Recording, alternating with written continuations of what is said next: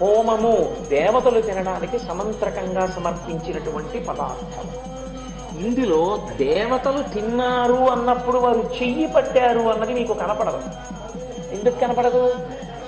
మీరు ఓం నమో నారాయణాయ స్వాహ అని హవిస్ చేశారు అగ్నిహోత్రంలో, దాన్ని నారాయణుడు వచ్చి పట్టుకోడు, హవ్యవాహనుడు పట్టుకుంటాడు, అగ్ని పట్టుకుంటాడు. పట్టుకుని ఇప్పుడు అగ్ని ఇక్కడికి పట్టుకెడతారు, దేవతల దగ్గరికి పట్టుకెడతారు, పట్టుకెళ్ళి ఆయన పెడతారు.